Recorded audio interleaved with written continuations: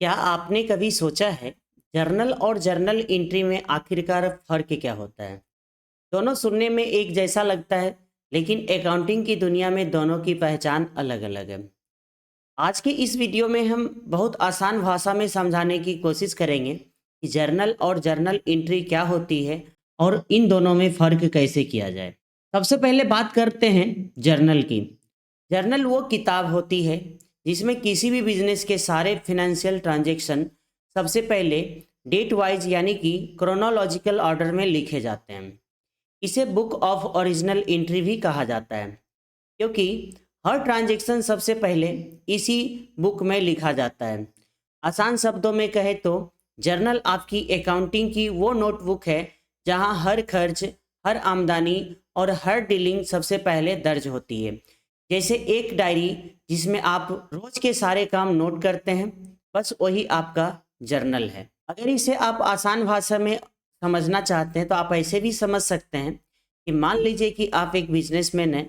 आपके बिजनेस में सैकड़ों हजारों ट्रांजैक्शन हर एक दिन पॉसिबल है। अब हर एक दिन के ट्रांजैक्शन को आप उसी डेट में रिकॉर्ड करेंगे जिस डेट में ट्रांजैक्शन हुआ है। ऐसा नहीं कि आज के ट्रांजैक्शन को आप 10 दिन बाद रिकॉर्ड करेंगे और 10 दिन बाद के ट्रांजैक्शन को 1 महीना बाद रिकॉर्ड करेंगे। ऐसा तो आप नहीं करेंगे।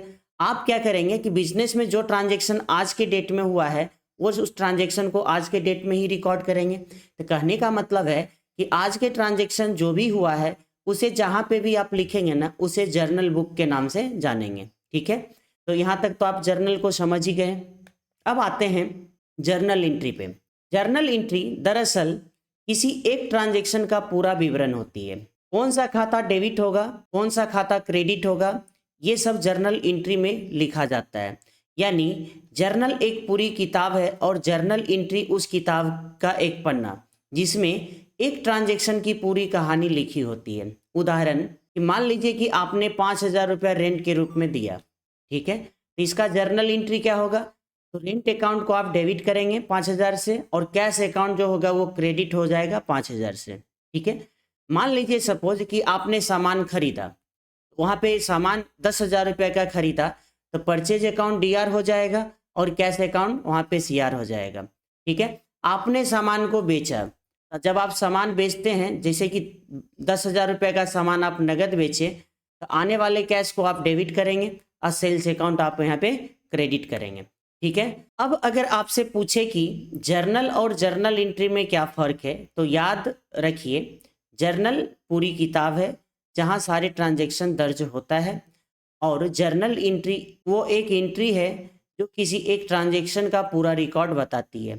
यानी आप कह सकते हैं journal equal to book, journal entry equal to line. कहने का मतलब अभी जैसे एग्जाम्पल के रूप में बताए कि आपने क्या किया कि रेंट 10,000 रुपया पे किया, तो एक ट्रांजैक्शन जो है ना, ये जो आपने जो 10,000 रुपया रेंट पे किया, ये एक प्रकार का जर्नल एंट्री इसका होगा। ठीक है, यानी कि rent account D R, cash account C R, ये एक जर्नल एंट्री हो जाएगा। ठीक है, इस चीज़ को आप यहाँ पे समझ गए होंगे। अब आपको फर्क क्लियर हो गया होगा। अगर ये वीडियो आपको हेल्पफुल लगा हो तो इसे लाइक ज़रूर करें। कमेंट में बताएं कि अकाउंटिंग के किस टॉपिक पे अगला वीडियो बनाना चाहिए और चैनल को सब्सक्राइब करके बेल आइकन को दबाना ना भूलें ताकि अगला सेशन आप तक सबसे पहले पहुँचे।